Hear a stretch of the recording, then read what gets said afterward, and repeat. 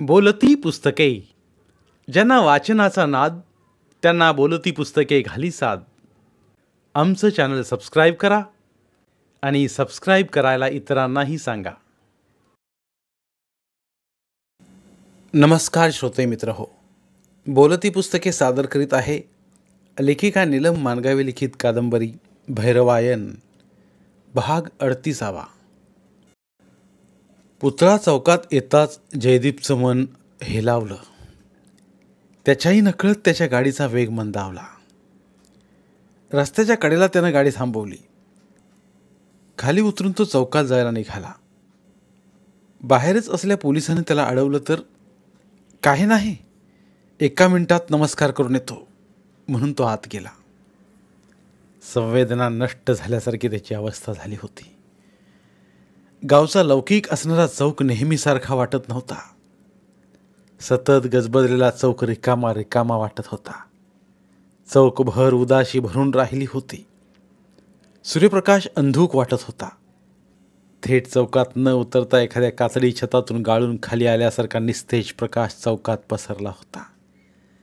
ना सूर्यप्रकाशात तेज होतं ना चौकात तेज होतं. जिवंतपणा कुठेच दिसत नव्हता. सुतक आल्यासारखं दुखवट्याचं घर असावं तसा चौकाचा चेहरा झाला होता. याच चौकात त्याच्या भैरव मामाचा खून झाला होता. विश्वास बसू नये असं सगळं घडलं होतं. आताही त्याच्या डोळ्यासमोर ती सगळी दृश्य दिसायला लागली. डोळे भरून आले. भारल्यासारखा, कुणी ओढून नेल्यासारखा तो पुतळ्यांजवळ गेला. 5ही पुतळ्यांकडे त्याने नजर टाकली. पुतळेसुद्धा नेहमीचे करारी वाटत नव्हते. शेवटी आपल्या आजोबांच्या भगवानरावांच्या पुतळ्याकडे पाहताना त्याच्या भावना अनावर झाल्या. स्वतःला सावरणं अशक्य झालं. डबडबलेल्या डोळ्यानं भगवानरावांच्या पुतळ्याला उद्देशून तो म्हणाला, आजोबा, गावात हे काय चाललंय? तुमच्यासमोर मामाचा खून झाला आणि तुम्ही काहीच केलं नाहीत. तुम्ही सगळे गावचे रक्षण करते आहात असं ऐकत मी लहानाचा मोठा झालो. पण तुमच्यासमोर रोज खून होत आहेत आणि तुम्हाला काही करता येत नाही. तुम्हा सगळ्यांना किती वाईट वाटत असेल. गावाचं गावपण राहावं, गावात सगळ्यांना मानानं जगता यावं म्हणून तुम्ही लढलात. पण नाही राहिलं गावाचं गावपण. नाही जगता येत ताठमानेनं. आजोबा, गावाची नुसती कुत्तरओढ चालली. आजोबा, चांगलं चाललं नाही हे. आजोबा, मला माफ करा, पण मी आता तुमच्या लेखाला तुमच्यापासून तोडणार आहे. महात्मा गांधींच्या खुनानंतर झालेल्या जाळपोळीच्या निमित्तानं तुम्हाला गावकऱ्याने तुमच्याच घराला आग लावून त्यात जाळून मारलं. त्यानंतर पप्पांनी गाव सोडलं होतं, पण नंतर ते पुन्हा गावात राहायला आले आणि आत्ता मी पुन्हा त्यांना इथून घेऊन जाणार आहे. कायमचं कायमचं. या गावात राहण्यासारखं काही राहिलं नाही आता. जाताना येतोच भेटायला. घरी जाताना त्याला संघर्ष पाटलाची आठवण आली. वाटलं त्याला भेटायला गेलं पाहिजे, त्याच्याशी बोललं पाहिजे, त्याला विचारलं पाहिजे, अरे गावात काय चाललंय हे. पण मनातला विचार त्याने दूर सारला. नाही, नको, नकोच. कुणाला भेटणं नको, कुणाशी बोलणं नको, काही ऐकणं नको, काही सांगणं नको. आता काय उपयोग या सगळ्याचा? मामा परत येणार आहे की संघर्ष, स्वामी, कीर्ती, वेदांती सारखी पोरं परत येणार आहेत? आता कुणाबरोबर कशाला बोलायचं? बस आई पप्पांना घ्यायचं आणि निघून जायचं, गाव सोडून कायमचं. आपल्याच विचारात तो घरात आला. दार उघडच होतं. तो घरात आत गेला. बाहेरच्या खोलीत त्याची आई आणि पप्पा बसले होते, दोघेच 2 खुर्च्यावर, रेल्वे स्टेशनमधल्या वेटिंग रूममध्ये बसल्यासारखे. बाहेर जयदीपने गाडी थांबवली होती. त्याचा आवाज आला होता, पण तो आवाज वैभवराव आणि मुक्ताच्या कानापर्यंत पोहोचलाच नव्हता. त्यांच्या संवेदनाच गोठून गेल्या होत्या. मग आवाज कसा येणार ऐकायला? जयदीप आत आल्याचं पाहता क्षणी वैभवराव एकदम घाबरलेच. उठून उभे राहिले. हात पाय थरथरत होते. पप्पा, मी आहे जयदीप. नेहमीसारखा जयदीप आल्याचा आनंद नव्हता. घाबरून ते म्हणाले, तू कशाला आलास? आणि पप्पा, मला राहवलं नाही. तसंही तिकडं फार महत्त्वाचं काम नव्हतं म्हणून आलो. तो वैभवरावांकडे बघत म्हणाला. तसे ते खेकसल्यासारखे म्हणाले, अरे पण काय गरज होती तुला यायची? पप्पा, गावात काय चाललंय? एका दिवसात 4 खून. खून एकच होता, बाकी तिघांनी आत्महत्या केली. हे खोटं आहे, खोटं आहे हे. आत्महत्या का करतील ते, तेही एकाच दिवशी? पप्पा, या चौघांचाही खूनच झालेला आहे. खून असो किंवा काही असो, तरणी ताठी पोरं हाकना गेली रे, गेली. कशाला त्या मोबाईलवरून नसते उद्योग करायचे? आपल्या जीवाची जराही पर्वा नाही. म्हाताऱ्या आईवडिलांनी काय करायचं रे? इकडं भैरवला संपवलं, ते अजून पुरतं पचवायच्या आत या पोरांना नालायक हल्लेखोरांनी मारलं त्यांना. बोलता बोलता वैभवराव रडायला लागले. वैभवरावांचा हात रागा नव्हता, हे रडणं नव्हतं, हे म्हातारपण बोलत होतं. असहाय्य म्हातारपण घायाळ झालं होतं. म्हातारपण रडत होतं, खचून गेलं होतं. तू कशाला आला आहेस? पण काय करू शकणार आहेस तू? आत्ता आलाय तो. मुक्ता म्हणाली, त्याला बसू तरी द्या, पाणी तरी पिऊ द्या त्याला. आल्या आल्या काय चालवलंय हे? तो आल्या पावली परत जावं म्हणूनच म्हणतोय मी. तो बसायला पण नकोय मला इथे. चहा पाण्याची गोष्ट फार लांबची. जा बाबा जा, तू जा. पप्पा, काय हे? मला काही होणार नाही, तुम्ही घाबरू नका. घाबरू नको? कसं रे? माझ्या जीवाला घाबरत नाही मी, पण तुझं काय? तू गप्प घरात राहून गेलास तर काही होणार नाही तुला, पण गावात जाऊन काही कारभार करायला गेलास तर तुझी धडगत नाही. बाहेर पाहत ते पुढं म्हणाले, सारखी भीती वाटते रे, भीती वाटते. आपलं बोलणं कोणी ऐकत तर नाही ना? आत्ताशा आम्ही घरात फारसं बोलतच नाही, त्रास होतो सगळ्याचा. बोलता बोलता धाप लागली, खोकल्याची ओबळ आली. तिथंच ठेवल्या भांड्यातनं मुक्तानं पाणी दिलं. 2 घोट पाणी पिल्यावर बरं वाटायला लागलं. धाप थोडी कमी झाल्यावर ते म्हणाले, तसाही तुझ्यावर राग असेलच त्यांचा. पुन्हा खोकला आला. पप्पा, बोलू नका तुम्ही, प्लीज. बोलू नको कसं? बोलायला पाहिजे. त्या दिवशी भैरवचा खून झाला, त्या दिवशी तू म्हणे हा खून आहे, पंचनामा केल्याशिवाय हे प्रेत मी कुणाला हलवू देणार नाही म्हणून जिल्हाधिकारी असल्याचा रुबाब दाखवत होतास म्हणे. तुम्हाला कोणी सांगितलं हे? कोणी सांगितलं याला महत्त्व नाही. तू जिल्हाधिकारी असल्याची भाषा करत होतास की नाही तिथं? हो, म्हणालो मी तसं, आणि ते काही खोटं नाही. अरे पण इकडचा जिल्हाधिकारी नाहीस तू.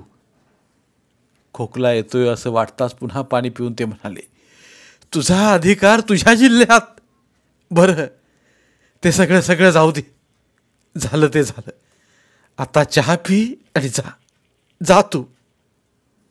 पुढं ते मुक्ताला म्हणाले, उठ, त्याला पाणी दे, चहा करून दे, चहा पिऊन दे आणि जाऊ दे तो. पप्पा, मी घराबाहेर कुठंही जाणार नाही. मग तर झालं.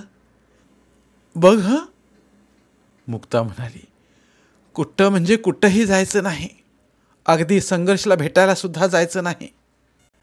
नाही जाणार. मग तर झालं. मुक्ता आज चहा करायला गेली आणि संघर्ष आला. अच्छा, म्हणजे तुमची आधीच फोनाफोनी झाली आहे म्हणायची.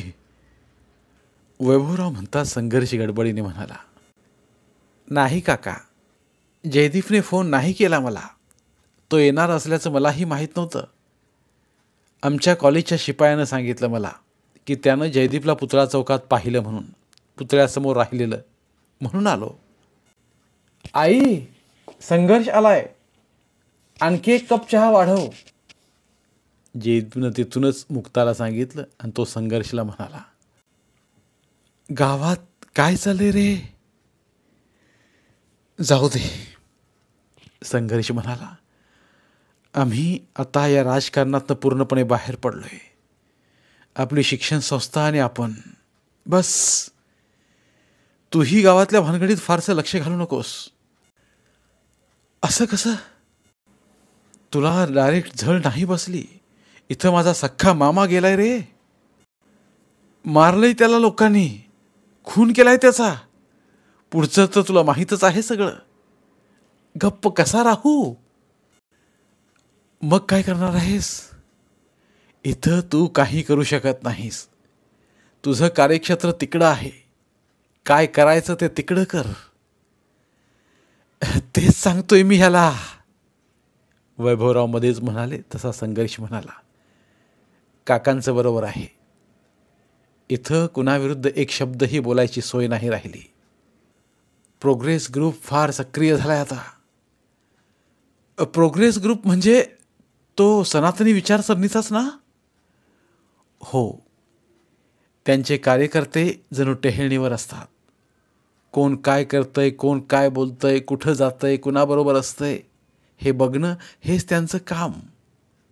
आता तू आला आहेस आणि मी तुला भेटायला आलोय, याची सुद्धा खबर त्यांना पोहोचली असेल.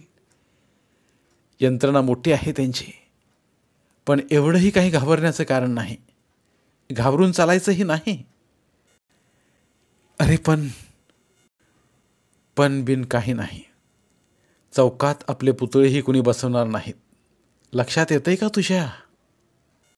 तेव्हा यात तू पडू नकोस. तुझ्या जागी तुझं काम चोख कर.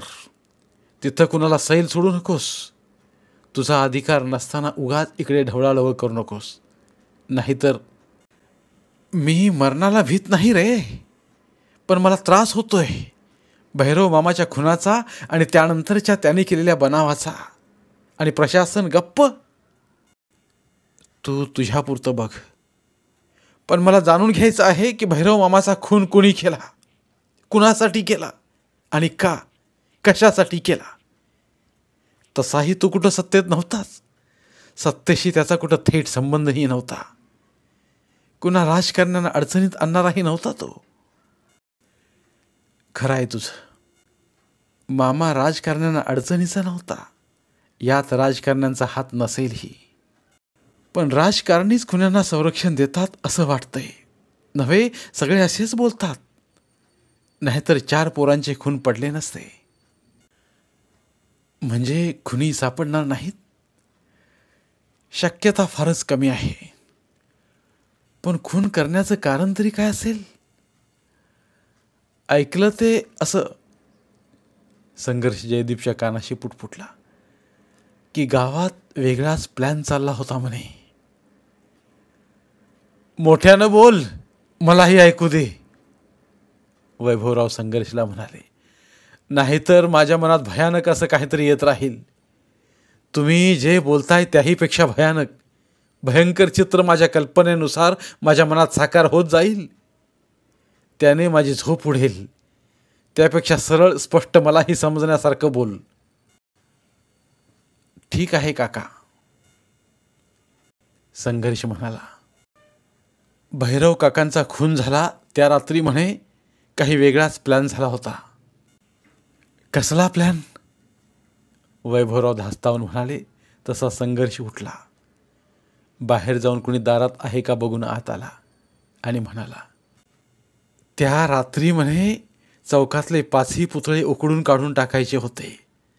प्लॅन आधीच तयार झाला असेल. त्या रात्री फक्त कृती करायची होती. त्यासाठी काही लोक जमले होते. जवळच्या सायकल दुकानात पहार, कुदळी वगैरे हत्यारही त्याने आणून ठेवली होती. रात्री गाव झोपला, सगळीकडे सामसूम झाली की हे कामाला लागणार होते. रात्री साधारण 2च्या सुमारास म्हणे 25-30 लोक हत्यारं घेऊन चौकात आले. पुतळ्याच्या कंपाऊंडच्या आत जाऊन ठोकाठोकीला सुरुवात केली. एवढ्यात भैरव काका एका जीपमधून गावात आले. एवढ्या रात्री ते गावात कशासाठी येत होते कुणास ठाऊक. पण चौकात 25-30 लोकांची झुंड दिसतात जीप थांबवून ते खाली उतरले. पुतळ्याजवळ गेले. त्या क्षणी म्हणे जीपचा आवाज ऐकून हातातली हत्यारं खाली टाकून सगळे स्तब्ध राहिले. पण भैरव काकांना खाली पायाशी पडलेली हत्यारं दिसली. तसं त्यांनी जोरातच विचारलं, काय चाललंय? काय चाललंय एवढ्या रात्री? तुझ्या बापाचं मडं पुरतोय, तुला काय करायचं? भैरव काकांना राग आलाच होता, पण राग तो बोलल्याचा नव्हता, तर ते काय करायला चाललेत ते समजल्याचा होता. पुतळे उखडून काढताय? नाही, तू हागून ठेवलेली घाण काढतोय. अतिशय तिरस्काराच्या विखार भरलेल्या आवाजात दुसराच एकटा म्हणाला, गावच्या तोंडाला महाराजने आणून बसविलायस, रोज पाया पडायला लावतोस त्यांच्या, गाववाल्यासनी वाकवतोयस त्यांच्या मोहर, रोज नाकात जीव आणून ठेवलायस. भोसडीच्या एकदाची कटकट संपूर्णच टाकतोय, गावाला मोकळं करतोय. कोण आहात तुम्ही? भैरवनं रागानंच विचारताच, तुला काय करायचं घेऊन? सर हो बाजूला, पहिला बोललेलाच म्हणाला. कुणी सांगितलं हे करायला? तू कोण विचारणार? हो बाजूला, नाहीतर तुला बी. काय करशील? काय करशील? भैरव म्हणताच त्याने भैरवला ढकललं. सरक. मी हे करू देणार नाही. भैरव काका म्हणाले, मी ओरडीन, दंगा करीन, बोंबलीन, गाव गोळा करीन. आरड बघू, आरड, बोंबल, बघू कसा बोंबलतोयस. म्हणून एकाने भैरव काकांच्या गुडघ्यावरच लात मारली. तसे भैरव काका खाली पडले. खाली पडलेली हत्यारं उचलून त्यांनी मग, हाना रे, बडवा, सोडू नका, हाना, म्हणून गौरव काकांना कुदळ फावडं पहारानं बडवून चेचून काढलं. जयदीपकडे पाहत तो पुढं म्हणाला. एवढ्यात लांबून एका गाडीचा आवाज ऐकू आला. तसे सगळे पळून गेले. हातातलं साहित्य घेऊनच पळाले ते.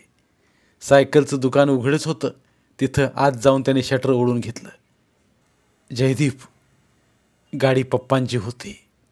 शिक्षण मंत्र्यांबरोबरची मीटिंग संपून परत येत होते ते. त्यांना कसला संशयसुद्धा आला नाही. एवढं सगळं शांत होतं. हे सगळं सांगितलं कुणी? हे सगळं माहीत असणारा कोण आहे हे मला माहीत नाही, पण कर्णोपकरणी ते माझ्यापर्यंत आलं ते आता तुम्हाला सांगितलं. अरे मग त्या सायकल दुकानवाल्याला माहीत असेल ना? जयदीप नव्या आशेनं म्हणाला. त्याला विचारायला हवं. विचारलं, मी स्वतः विचारलं. मग तो म्हणाला, मला काहीच माहीत नाही. मी 4 दिवस तिरुपती बालाजीला गेलो होतो. आल्यावर दुकानात मला काहीच वेगळं वाटलं नाही. असं काही आपल्या दुकानात झालं असेल, आपलं दुकान उघडलं गेलं असेल याची शंकासुद्धा आली नाही. आत जसं होतं तसंच होतं. तुम्ही सांगितल्यावर आत्ताच समजते मला ते. तो रडकुंडीला आला. साधं पोरगं होतं ते. पंक्चर काढायचं दुकान. काय असणार हे आत सामान? तो रडत म्हणाला, साहेब मला खरंच काही माहीत नाही. बालाजीची शपथ, मला ह्यात गुंतवू नका. माझ्या आईची शपथ, माझ्या बायकोच्या पोटात असलेल्या पोराची शपथ, माझा काही संबंध नाही. तो खोटं बोलत नव्हता हे जाणवलं मला. अरे पण त्या माणसांकडे ह्याच्या दुकानाची चावी कुठून आली?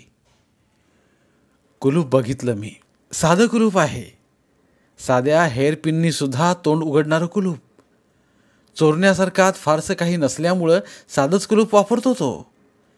शिवाय कुठल्याही चावीनं उघडणारं कुलूप. म्हणजे हा साधं कुलूप लावतो हे त्यांना माहीत असणार. याचा अर्थ गावातलं कोणी ना कोणी त्यांच्यासोबत होतं. होतं. त्याशिवाय ऐनवेळी मेलेलं कुत्रं आणायचं ज्याला सुचलं त्याला तानुबाईच्या दारात कुत्रं मरून पडल्याचं कसं समजेल? फार भयानक आहे हे. सगळं नियोजन पक्कं होतं. सायकल दुकानवाला बालाजीला गेल्याचंही माहीत असावं. फक्त भैरवमध्ये कडमडला आणि त्यांचा बेत फसला. कुमारची गाडी आली नसती तरी त्यांनी भैरवच्या मृतदेहाला साक्षी ठेवूनच पुतळे उकडून टाकले असते. म्हणजे भैरवने आपणच उभ्या केलेल्या पुतळ्यांना वाचवण्यासाठी आपला प्राण गमावला. अक्षरशः जीवावर उदार होऊन त्याने पुतळे वाचवले. भैरव, किती मोठा माणूस आहेस तू. वैभवला गहिवरून आलं. मी तुला मोठा होताच म्हटलं नाही, मोठा आहेस म्हटलं. तू आहेसच तुझ्यासारख्या अनेक कार्यकर्त्यामध्ये अजून. आतून चहा घेऊन येणाऱ्या मुक्ताच्या हातातील चहाचे कप बशीत खडबडले. आवाज ऐकता जयदीपनं वळून पाहिलं. पळत जाऊन त्याने तिच्या हातातून कप बशी घेऊन टिपॉयवर ठेवले. तिला धरून त्यानं तिला खुर्चीवर बसवलं. म्हणजे भैरवसुद्धा हुतात्माच झाला म्हणायचा. वैभवराव म्हणाले. इकडे मुक्ता रडत होती. रडू नको. वैभवराव मुक्ताला म्हणाले. खरंच मुक्ता, रडू नकोस. तुझा भाऊ काही लेचापेचा नव्हता. गावचं वैभव वाचवण्यासाठी त्याने आपला जीव धोक्यात घातला. त्यात तो शहीद झाला. हे पुतळे म्हणजे गावचं वैभव. गाव सांधणारे, गाव बांधणारे, गावात एकजूट निर्माण करणारे ते शिलेदार होते. अन्यायाविरुद्ध लढणारे वीर होते. त्यांचं अस्तित्व टिकवणं म्हणजे सर्वसामान्य तळागाळातील लोकांचं अस्तित्व टिकवणं. ते टिकवण्यासाठी भैरव त्यांच्यासमोर योद्धा होऊन लढण्यासाठी उतरला. पण त्याचा अभिमन्यू झाला. रडण्यासारखं काही नाही केलं त्यानं. रडू नकोस, रडू नकोस. पुढं संघर्ष आणि जयदीपकडे पाहत ते म्हणाले. पुतळे बसवण्याला बऱ्याच लोकांचा विरोध होता, पण भैरवने अगदी कल्पकतेनं ते बसवले. पण तरी लोकांना ते नकोच होते. लोकांना कधी या पुतळ्यांना मनापासून स्वीकारलं नाही. कारण त्यातले 3 पुतळे दलितांचे आहेत. त्यात पुन्हा एक पुतळा दलित स्त्रीचा. इतर 2 पुतळे कॉम्रेड आणि भगवानरावांचे, जे दलित शोषितांच्या बाजूने असणाऱ्यांचे. हे लोकांच्या कधीच पचनी पडलं नव्हतं. तरी त्यांनी पुतळे काढण्याचा कधी विचारही केला नव्हता. आता तसा प्रयत्न केला, तो अयशस्वी झाला. पण याचा अर्थ पुन्हा असं होणारच नाही असं नाही. पुन्हा प्रयत्न होतील. अडवणाऱ्यांचे पुन्हा खून होतील. दंगली, मारामारी, रक्तपात होत राहील. वैभवराव खुर्चीवरून उठले. अस्वस्थतेने एरझऱ्या मारू लागले. काका, शांत व्हा. संघर्ष म्हणाले. कसा शांत होऊ रे. वैभवराव म्हणाले. असं पुन्हा पुन्हा व्हायला नको. त्यासाठी काहीतरी करायला पाहिजे. काय करणार आपण. जयदीप म्हणाला. तसे वैभवराव पुन्हा खुर्चीवर बसत म्हणाले. या पुतळ्यांसाठी जर गावात खून पडत असतील तर पुतळे काढलेलेच चांगले. कशाला हवेत पुतळे. हे पुतळेच जर द्वेषाचं कारण होत असतील तर पुतळे नकोच आहेत. सर्वानुमते, सर्वांच्या साक्षीने ते काढूनच टाकायला हवेत. राहू दे रिकामा चौक, काही बिघडत नाही. तसं आणि तेवढंच नाही काका. संघर्ष म्हणाला. पुतळे काढून टाकणं एवढाच एकमेव उद्देश नाही, तर ते पुतळे काढून त्यांना चौकाचं नावच बदलायचं आहे. पुतळा चौक संपून हिंद चौक म्हणून चौकाला नाव द्यायचं आहे. नव्या नावानं चौकशी ओळख निर्माण करायची आहे. आणि संघर्ष इकडे तिकडे पाहायला लागला. तसे वैभवराव धास्तावून म्हणाले. आणि काय.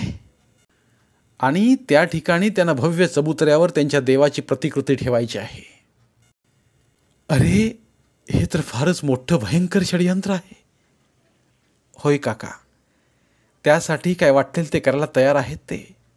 परिणामाची चिंता त्यांना नाही. कारण त्यात त्यांचे कोणाचे मुर्दे पडणार नाहीत. जीव जातील ते सर्वसामान्य लोकांचे.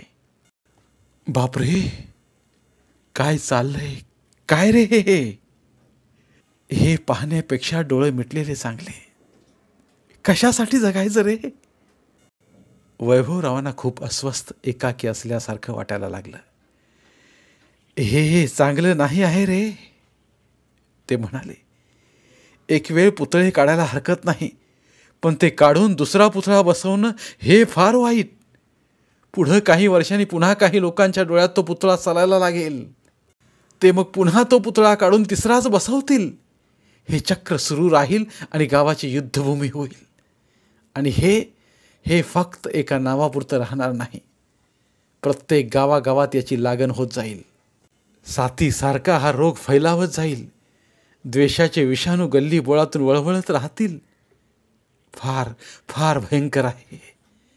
काहीतरी करायला हवे रे. काहीतरी करा करा. मी आहे तुमच्यासोबत. माझी शक्ती अपुरी आहे रे. नाहीतर मीच पुढं झालो असतो. आता गप्प राहून चालणार नाही. वैभवरावांना धाप लागली. पुन्हा खोकल्याची उबळ आली. वैभवराव खोकायला लागले. खोकून खोकून जीव कासावी झाला. पटकन जयदीपनं पाणी दिलं. पप्पा घ्या, पाणी घ्या, थोडं बरं वाटेल. काहीतरी करायला हवं रे. वैभवराव थकल्या अवस्थेत म्हणाले. तसा संघर्ष गांभीर्यानं म्हणाला, काका, गाव आता पूर्वीचा राहिला नाही. 4-2 माणसांच्या हातात काही राहिलं नाही. आता झुंडीचं राजकारण चाललंय. निर्णय झुंड घेते, पण डोकं त्या झुंडीचं नसतं. झुंड दुसऱ्याच्या डोक्यानं चालते. इथे विचार नसतो, विवेक नसतो. समता, स्वातंत्र्य, बंधुता, न्याय हे सगळं अडगळीत टाकलंय त्यांनी. काका, सर्वसामान्य माणूस काय करणार अशात? अरे, सर्वसामान्य माणूस एक झाला की त्याची ताकद कुणाला ऐकत नाही. 100च काय, हजारो लाखो हत्तींचं बळ येतंय त्याच्यात. तुम्ही एक व्हा, मग बघा. नाही काका, लोक एकत्र येत नाहीत. हेच तर दुःख आहे. सगळे स्वार्थी झालेत, त्याहीपेक्षा भित्रे झालेत. अगदी आम्ही सुद्धा. आमच्यात हिंमत नाही एवढी. आम्ही पुढं झालो आणि आम्हाला सपोर्टच मिळाला नाही कुणाचा. तर तसा सपोर्ट मिळत नाही म्हणूनच गावातल्या तरुण मुलांचे खून झाले. नाहीतर आज वेगळे चित्र पाहायला मिळालं असतं. मुलांनी सोशल मीडियाला, मुख्यतः मोबाईलमधल्या फेसबुक, व्हॉट्सॲप ग्रुप्सना हाताशी धरून समाजाला जागं करण्याचा प्रयत्न केला. त्यांनी टाकलेल्या पोस्टला लाखो लोकांनी लाईक्स केले, हजारोंनी कमेंट्स दिल्या. पण मग पुढे काय झालं? रस्त्यावर उतरण्यासाठी हाकारा केला तेव्हा एकही कमेंट आली नाही. त्यामुळं चौघांचे खून झाले. खून करून हकारे मारणाऱ्यांचा आवाज बंद केला, दाबला आवाज, संपवलं त्यांना. वाटलं होतं आता तरी लोक रस्त्यावर येतील, पण कुणीच आलं नाही. काका, प्रत्येक माणूस आज जीवाला घाबरतो आहे. जगाचं काय होईल ते होईल, स्वतःला वाचवण्याचा प्रयत्न करतो आहे. पप्पा, एवढ्यासाठीच मी आलोय. जयदीप म्हणाला.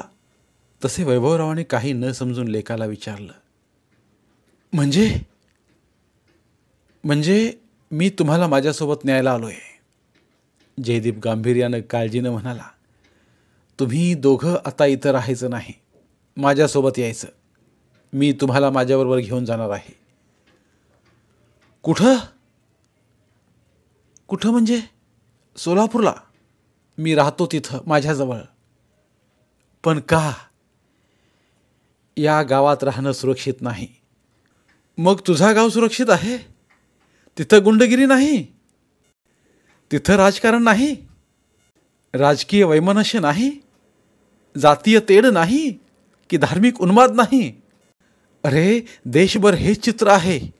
तू आम्हाला कुठे नेऊन ठेवणार आहेस? माझ्याजवळ ठेवणार आहे. चला तुम्ही, आपल्याला आजच जायचं आहे. सामान सुमान नंतर नेता येईल. नाही, ते ठामपणे म्हणाले. आम्ही येणार नाही. काका, पण का नाही जाणार? संघर्ष म्हणाला. थोडे दिवस तरी जा, सगळं निवळल्यावर पुन्हा या. नाही जायचं मला. नाही म्हणजे नाही. जयदीप एवढं म्हणतोय तर?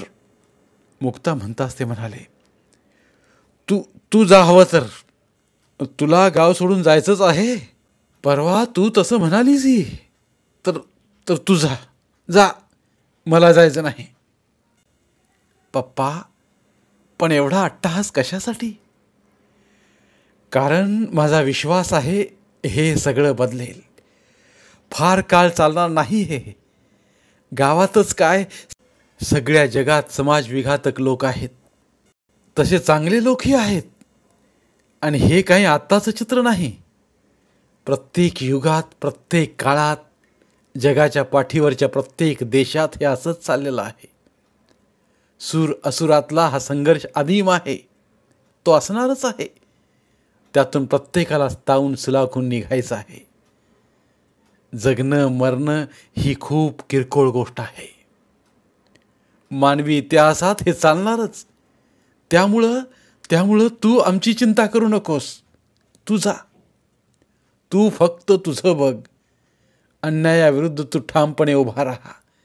न्यायासाठी लढ आणि जीवाची पर्वा न करता शोषितांच्या पाठीशी राहा. माझ्या बाबांनी जे मला सांगितलं तेच तुला आज पुन्हा सांगतो. आग लावणाऱ्यामध्ये नाही, तर आग विझवणाऱ्यामध्ये तुझं नाव लिहिलं जावं, असा वाघ. हो, धन्यवाद. लेखिका नीलम मानगावे लिखित भैरवायन या कादंबरीच्या अभिवाचनाची इथे सांगता होत आहे. पुन्हा भेटूया एका नवीन कादंबरीसह. मराठीतील प्रतिभावंत लेखकांचं साहित्य, कथा, कादंबऱ्या ऐकण्यासाठी आमचं बोलती पुस्तके हे चॅनल सबस्क्राईब करा. आणि मराठी साहित्याचा प्रसार करण्यासाठी प्रत्येक मराठी माणसाला सबस्क्राईब करण्यासाठी आवाहन करा. आणि बोलती पुस्तके या साहित्य चळवळीत सहभागी व्हा. आपले पुन्हा एकदा धन्यवाद.